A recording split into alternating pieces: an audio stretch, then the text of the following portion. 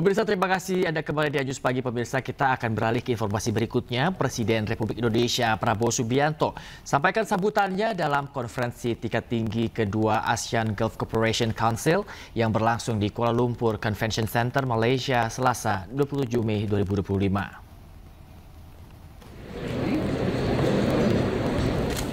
Pemirsa, pada acara tersebut Prabowo Subianto menyampaikan 3 aspek penting guna wujudkan masa depan kawasan yang menjanjikan. Presiden sampaikan potensi besar antara kawasan ASEAN dan GCC yang belum dimanfaatkan secara maksimal, khususnya di bidang perdagangan. Terkait hal tersebut, Prabowo sambut baik rencana pelaksanaan studi kelayakan bersama tentang pembentukan kawasan perdagangan bebas ASEAN dan GCC. Selain ekonomi, pemirsa, Presiden Prabowo juga memberi perhatian khusus pada pelindungan pekerja migran ASEAN yang bekerja di negara-negara teluk. Kepala negara memandang perlu adanya penguatan kerjasama regional untuk menjamin prinsip kerja yang layak. Digital and AI expertise, desert culture to a vibrant, promising. Presiden Republik Indonesia Prabowo Subianto menghadiri konferensi tingkat tinggi ke-16 Brunei Darussalam Indonesia Malaysia Philippines East ASEAN Growth Area atau BIMP-EAGA di Kuala Lumpur, Malaysia, pemirsa.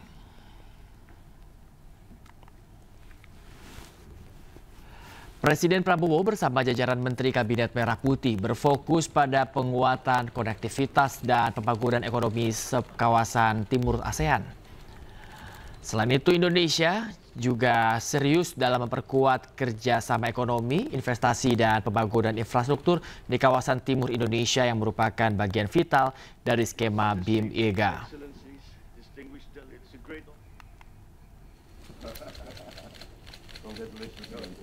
Sebelumnya, Presiden Republik Indonesia Prabowo Subianto juga mengadakan pertemuan bilateral dengan Perdana Menteri Singapura Lawrence Wong di ruang meeting Kuala Lumpur Convention Center atau KLCC di Malaysia.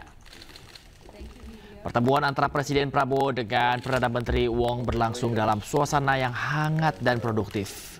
Pertemuan ini menjadi momentum kedua pemimpin untuk membahas penguatan kerjasama bilateral. Selain itu, pemirsa, Presiden Prabowo menggarisbawahi pentingnya kerjasama yang erat dalam menghadapi situasi geopolitikal yang tidak menentu.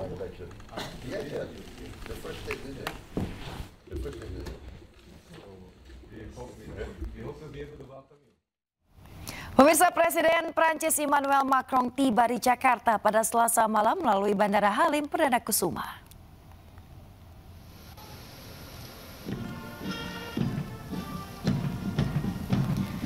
Pemirsa, Presiden Prancis Emmanuel Macron tiba di Jakarta disambut Menteri Pertahanan Syafri Samsudin, Menteri Luar Negeri Sugiono, Wakil Gubernur Jakarta Rano Karno, serta Duta Besar Prancis untuk Indonesia Fabien Penone. Kedatangan Macron merupakan kunjungan kenegaraan usai Presiden Prancis melakukan lawatan ke Vietnam. Selain itu, pemirsa, Emmanuel Macron akan mengunjungi Candi Borobudur serta Akademi Militer di Magelang, Jawa Tengah bersama Presiden Republik Indonesia Prabowo Subianto. Diharapkan kunjungan tersebut dapat lebih mempererat kerjasama bilateral antar kedua negara.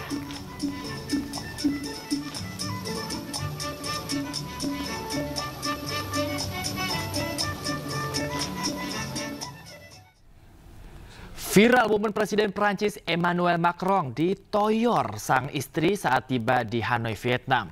Macron pun membantah telah terjadi perselisihan rumah tangga dan menyebut dirinya sedang bercanda.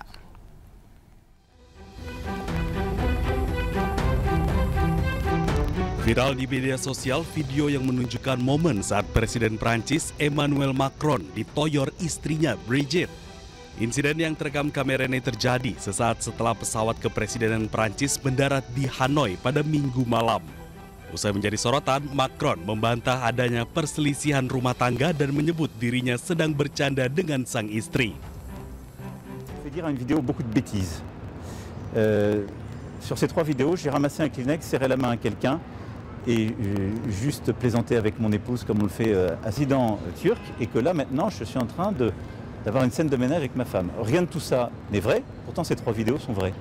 Donc il faut que tout le monde se calme et surtout s'intéresse au fond de la... Macron mengaku heran karena insiden kecil tersebut menjadi pembahasan besar. Bahkan ia mencurigai keterlibatan jaringan yang melibatkan Rusia dan para ekstremis Prancis atas berbagai komentar negatif yang muncul di media sosial.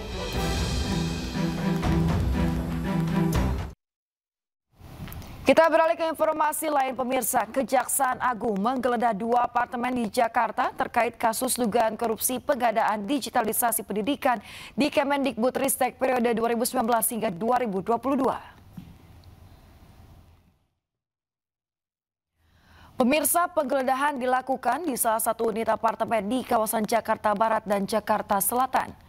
Dalam penggeledahan tersebut, penyidik kejaksaan bekerja sama dengan petugas keamanan apartemen untuk membuka pintu apartemen. Penggeledahan dilakukan terkait kasus korupsi pengadaan digitalisasi pendidikan berupa laptop berbasis Chromebook di Kemendikbudristek periode 2019 hingga 2022. Diduga kerugian negara akibat korupsi ini mencapai 9 triliun rupiah. Terhadap perkara ini sudah dinaikkan statusnya menjadi penyidikan. Ya, tentu penyidikan ini menjadi serangkaian upaya dari penyidik untuk membuat terang ya tindak pidana ini dan menemukan tersangkanya. Ya, nah kalau kita lihat dari sisi tempusnya itu di antara waktu 2019 sampai 2022 ya. Nah terkait dengan pengadaan Chromebook ya yang nilainya anggarannya sekitar 9,9 triliun lebih ya, hampir 10 triliun.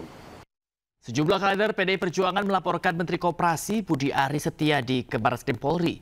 Budi Ari dilaporkan karena dugaan pencemaran nama baik dan fitnah kepada kader PDI Perjuangan.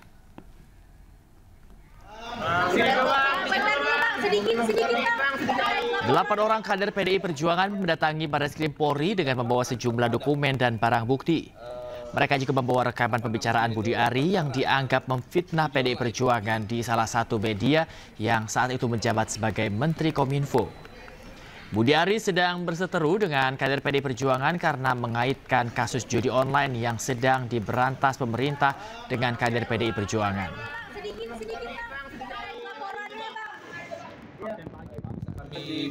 Sampaikan adalah ada video yang utuh, ada rekaman yang utuh pembicaraan yang Budi Ari dengan salah satu dari media juga.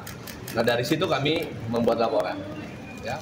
Kami ini sebagai kader PDI Perjuangan ya merasa tersakiti atas pernyataan ya yang disampaikan oleh Budi Ari yang menuduh katanya PDI Perjuangan yang main ini semua. Dan Bapak Budi Gunawan. Nah ini kami PDI Perjuangan, kader PDI Perjuangan, kami merasa bahwa apa yang disampaikan itu adalah fitnah yang mungkin menurut teman-teman juga akan menjadi sesuatu hal yang menyakiti. Saja untuk bisa menghindari fitnah dan menghindari hal-hal yang tidak diharapkan karena menyebutkan satu nama atau satu lembaga tanpa bukti, ya tentu saja pasti ada pihak-pihak yang kemudian tersakiti. Jadi sebaiknya klarifikasi hal tersebut. Dari hal ini Bu Mega mengaku kecewa. Bagaimana memang untuk reaksi Bu Mega Mbak terkait dengan hal ini? Kita nggak komentar dengan hal itu. Pemirsa, mantan Menkominfo Budi Ari Setiadi disebut-sebut terima komisi 50% dalam praktik website judi online. Tampaknya muncul dalam dakwaan jaksa di sidang kasus judi online Kemenkom DJ. Gusti Allah, boten sare.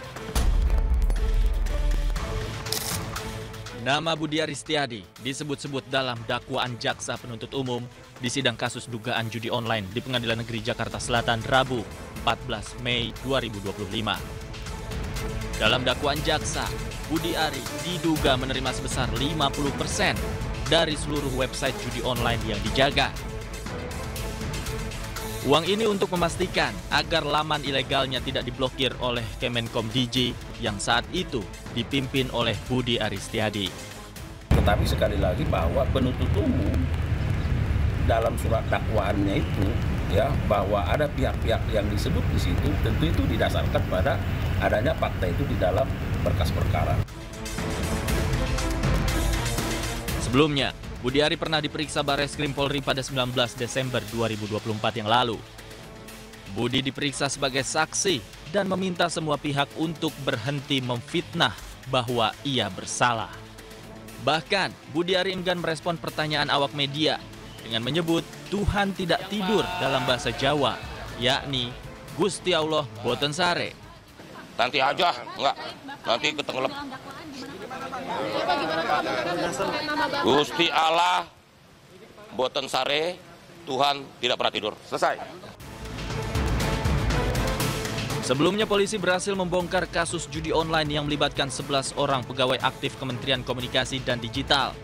Sidang perkara Komdigi sendiri sudah digelar pada Rabu 14 Mei 2025 lalu dengan agenda pembacaan dakwaan atas 4 orang terdakwa.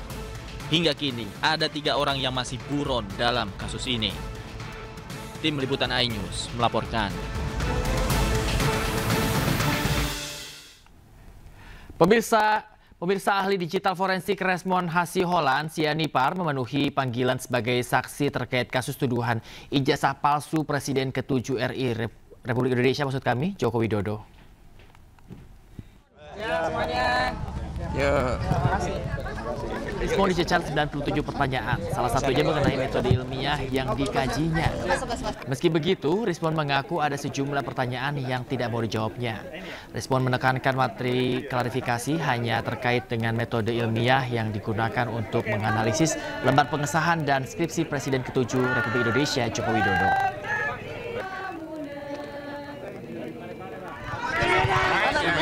Pertanyaan dengan pasal-pasal 310, 311 berkaitan dengan pencemaran nama baik dan fitnah, dan 6 pasal berkaitan dengan ITE. Jadi ini memang pasalnya panjang, banyak sekali, melebihi pasal-pasal bahkan untuk koruptor, ya kan?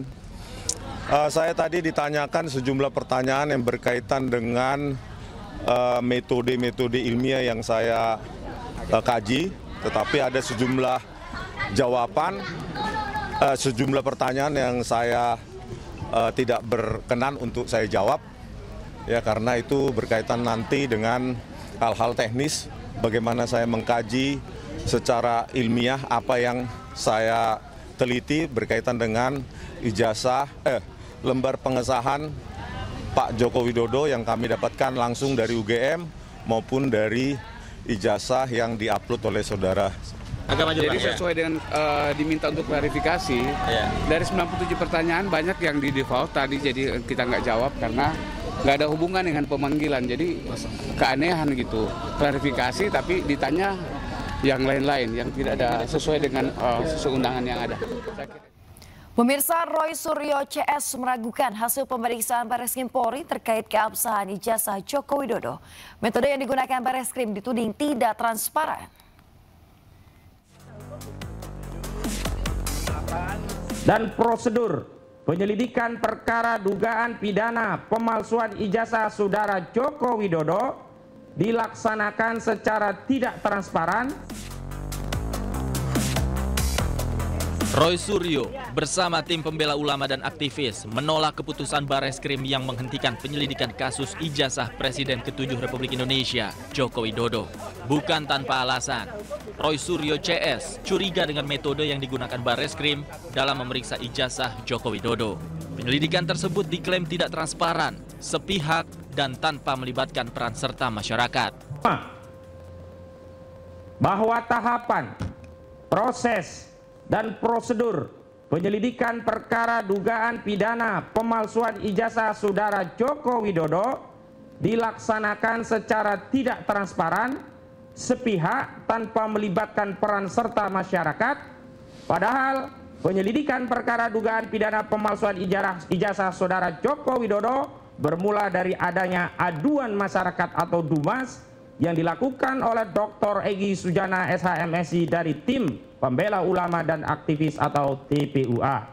Kedua, bahwa pengumuman hasil penyelidikan perkara dugaan pidana pemalsuan ijazah saudara Joko Widodo yang pada pokoknya menyatakan ijazah yang dimiliki saudara Joko Widodo identik dan penyelidikan perkara dugaan tindak pidana pemalsuan ijazah saudara Joko Widodo dihentikan tidak sesuai dengan tahapan, proses, dan prosedur penanganan perkara pidana dengan pendekatan Scientific Crime Investigation atau SCI yang selama ini menjadi acuan Kapolri Jenderal Pol Listio Sigit Prabowo dalam menangani sejumlah perkara yang menyita perhatian publik. Pihak Roy Suryo meminta gelar perkara khusus kepada Barreskrim Polri karena metode yang digunakan oleh Barreskrim sebelumnya dinilai tidak sesuai prosedur dan tidak menggunakan metode Scientific Crime Investigation. Dari Jakarta, Tim Liputan iNews melaporkan. Pemirsa, kemajuan teknologi kecerdasan buatan atau AI kini semakin merambah di berbagai sektor. Salah satunya yaitu UMKM. Ya, salah satu aplikasi yang bergerak di bidang UMKM kini menyediakan teknologi berbasis AI untuk menjembatani antara para pedagang dengan konsumennya.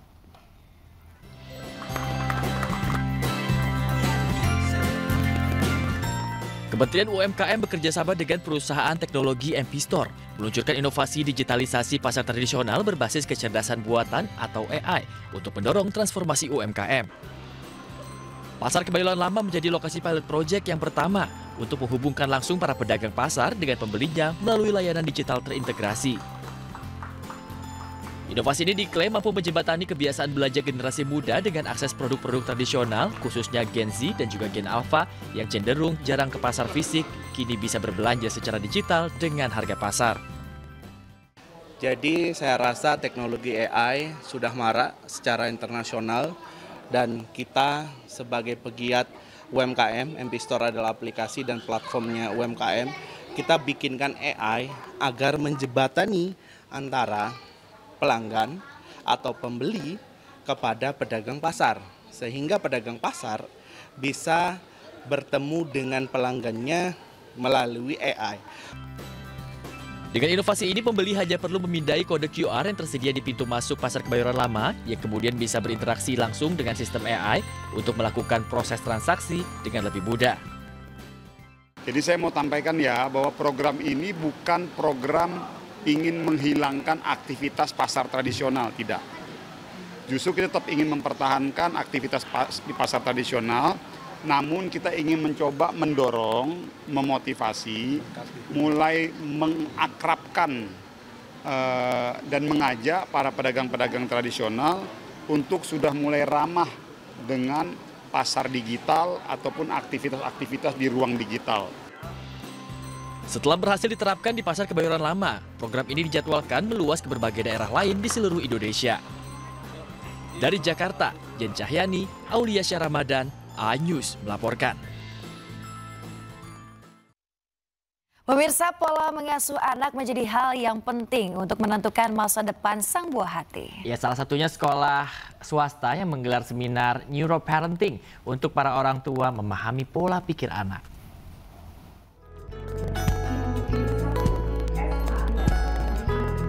Yayasan Pesantren Islam Al-Azhar melalui TK Islam Al-Azhar Pusat menggelar seminar parenting dengan mengangkat tema Parenting Islami yang membantu anak tumbuh bahagia. Dengan menghadirkan praktisi neuroparenting Aisyah Dahlan sebagai narasumber, seminar ini mengajarkan pendekatan pengasuhan yang didasarkan pada pemahaman tentang bagaimana otak anak bekerja dan berkembang. Dalam penyampaiannya, Aisyah Dahlan mengulas terkait pentingnya orang tua menerapkan ilmu parenting melalui pendekatan neuroparenting dari sudut pandang Islam. Sangat bagus sekali ya, terima kasih untuk Sekolah Al-Azhar yang memang sebetulnya parenting ini harus selalu diadakan kalau bisa ya 3 bulan sekali ya. Karena maksudnya apa? Untuk bisa mengikuti perkembangan. Penerapan ilmu neuroparenting menjadi penting guna mengimbangi cara belajar anak-anak generasi terbaru di era digital yang berbeda dengan generasi selanjutnya. Nah, pendidikan ini tidak bisa hanya satu sisi dari sekolah, tapi orang tua jauh lebih berperan dalam pendidikan sehingga Jamiah ingin memberikan edukasi agar kegiatan pendidikan anak-anak di usia TK khususnya itu bisa bersinergi antara rumah, dalam ini keluarga dan sekolah. Dengan adanya seminar parenting ini, diharapkan orang tua mampu menerapkan pola pengasuhan pada anak yang sesuai dengan perkembangan zaman. Dari Jakarta, Amrina Rida, Koirudin, iNews melaporkan.